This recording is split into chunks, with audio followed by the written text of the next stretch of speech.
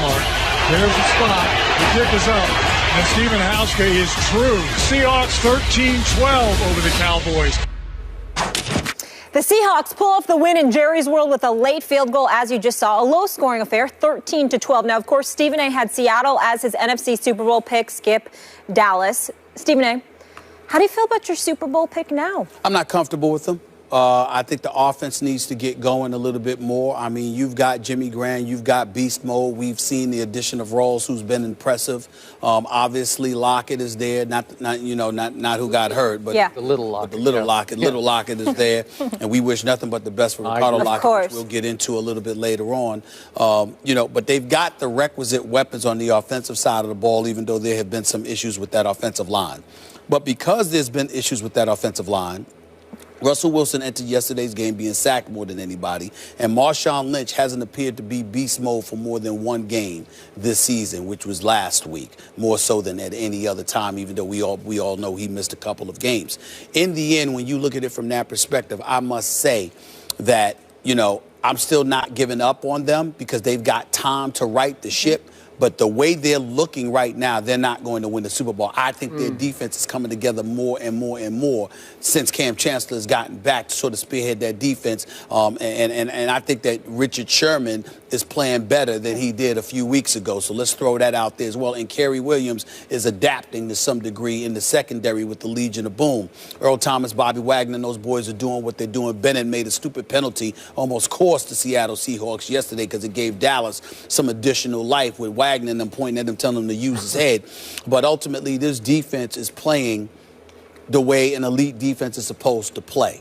They can't carry the offense, however. Your offense can't be a walking 3 and out. What Russell Wilson was in that last drive to set up the winning field goal, running on a couple of plays, is what makes Seattle most effective offensively. Because when there's the threat of him running and he shows a willingness to utilize it, it makes everybody a bit cautious, and then you can take chances downfield that you otherwise can't take when he's not looking to run the football. Allow me, however, to get into the Dallas Cowboys. Oh, just a little bit. Just a little bit there. Enjoy it. I'm not going to make fun. This is not the day for me to do it because, again, Aaron Rodgers looked bad. The Giants looked awful. The Steelers lost. Yeah. So this ain't the day for that. And the Mets, yes, blew it, choked. But we'll get into that a little bit later, too. The reality, Skip, is this, and it's something that we have said a long time ago, but certainly haven't had a reason to say in the last year and a half, 2 years. Skip, I think Jason Garrett is a bit overrated. I think somebody needs to say this. Whoever rated it. Well, they were 12-4. They did win a division last year. He got a lot of credit, and we gave that to him. Skip, I watch him, and I consider him a front runner. And you know your man Omar Epps, the actor that was on here, we love him. He's a diehard Cowboy fan just like you are. He said the same thing. But it's like, listen, Jason Garrett's a front runner. When everything is right and all the personnel is there, he can help, he'll make sure you don't beat yourself. Yeah. But a good coach, if not a great coach, is supposed to be able to elevate you even when you don't have your requisite weapons. Now, you can't be what you are with Tony Romo. Yeah. But my goodness, you've been in position to win some of these games if you're the Dallas Cowboys. 2 games you had to lead in the fourth quarter. A couple of other games you were right there. And somehow, some way you've lost 5 straight. And Jason Garrett seems incapable of stopping the bleeding. And then I stood around and I watched again that whole Hardy explosion on the sideline from more than a week ago. And I see everybody getting in his face but Jason Garrett, who literally stood there and did nothing. And I just look at this guy and I'm like, there's something missing. I'm not saying the man doesn't know football. I would never accuse him of that. I'm just saying whatever that it factor is that you need from a head coach, he does not appear to have. Dallas actually should have won that game last night. And by the way, that wasn't a touchdown by Wilson, and I get that, but it was close enough where I can understand how the officials could give it to him, and to me, they would have scored anyway from that position. So it's no big deal. That's all I got to say. Finished? Yep. Is the show over yet? That was a long answer. I didn't think it was, but go ahead. All right. There's a two for one. Yeah, you know, it wasn't nearly as long as you starting off the show talking about Aaron Rodgers. That was some rich stuff. That was some material. Yeah. You're allowed to bring it once every 6 months. Go ahead. Oh! To your Jason Garrett point, right. What he does best is he claps, he backslaps, he pushes the guys like for fun when they come off the field, like way to go. You know, he's a cheerleader. Yeah. Right. Seriously, he's like a male cheerleader, like the Texas A&M male cheerleaders. They're great.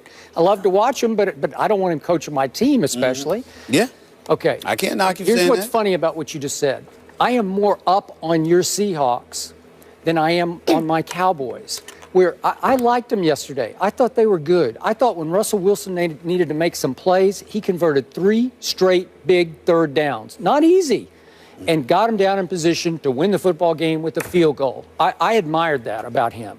And that defense, it's rounding back into form. You got to admit, it's formidable now, right? Yeah.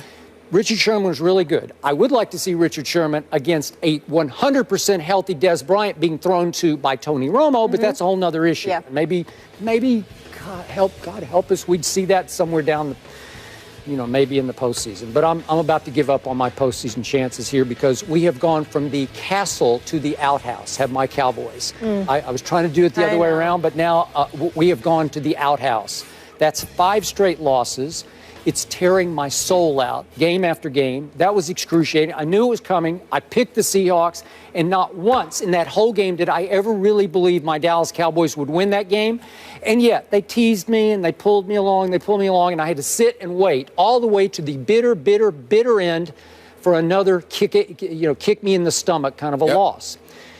My point is, in the end, and I tweeted this yesterday, and I'm not joking about this, Matt Castle made me miss Brandon Weeden.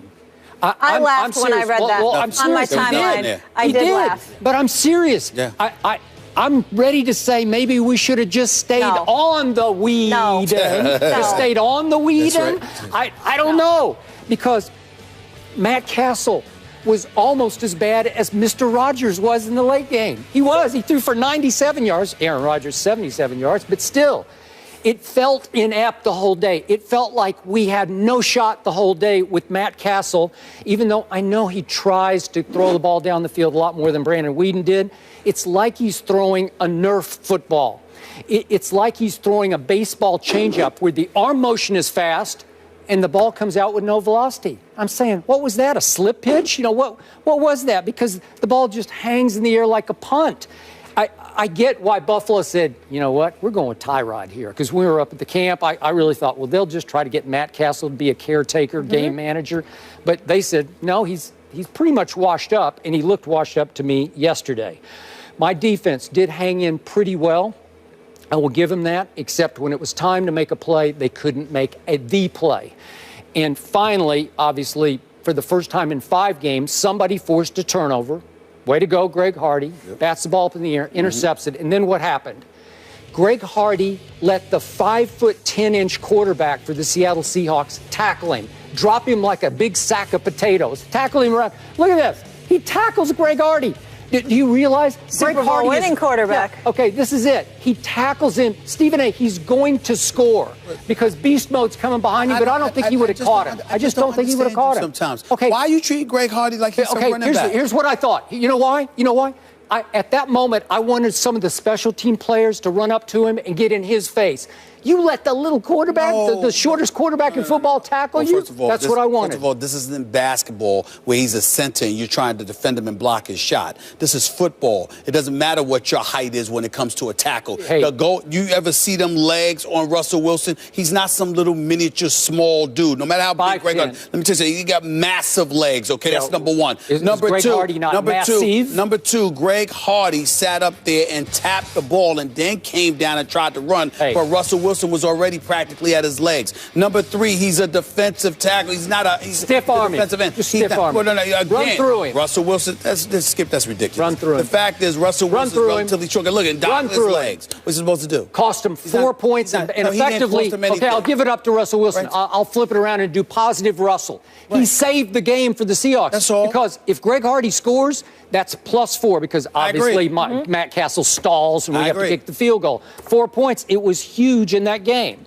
So, well, let's also not forget this. Marshawn Lynch gets tackled out of bounds. You don't get tackled out of bounds. Dallas Billy they still had no shot. They had no shot. I never thought I had a shot. He gave them like an additional 40, 45 seconds, which wasn't smart on his part. Okay, you could have given him 3 minutes and 45 seconds, and Matt Castle could not have gotten the ball even in field goal position.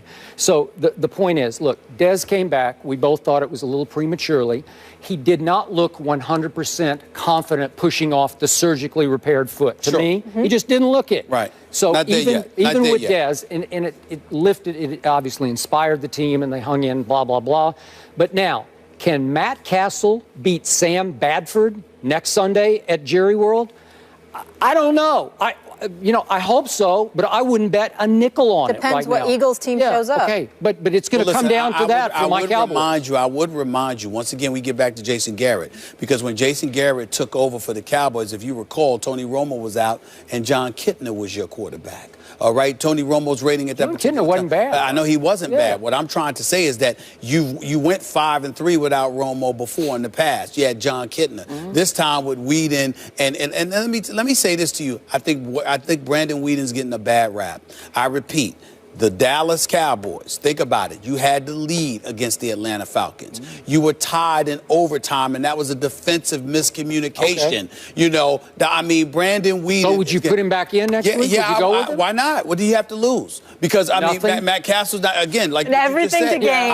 I would put Brandon Whedon back in there this week. Why not? Because I got to tell you, I thought he got a bad rap. I never thought that he should have been taken out. It just didn't matter whether he did or didn't, because it's the Cowboys. But the flip side to it is that if you're Brandon Whedon, it was not his fault that they lost those games. Yep. It was not his fault. All right. And he did throw a late touchdown pass at the Eagles. He threw an interception against Atlanta, but they had a lead at that time. Now, it sparked their comeback, but you still, even after they scored off of, once they intercepted them and then drove downfield, you still had a lead. So in the end, they were up 28-17 at halftime. And 21-7 prior to that. So the point is, Brandon Whedon put them in positions to win, and there were other factors that contributed to them losing. They should have never taken him out to begin with. That's the point. But he was playing not to lose instead of to win. Well, at least Matt Castle but when tries. has Matt Castle ever played to win? I was. He'll throw it down the field. Brandon Whedon wouldn't throw it down the field to anybody. Maybe they weren't open. You have two quarterbacks. You have none. Bottom line, you need Romo back. That is correct. Seattle's starting to look a little bit like Seattle again. The Royals win their first championship in 30 years, but did the Mets give the title to Kansas City? We'll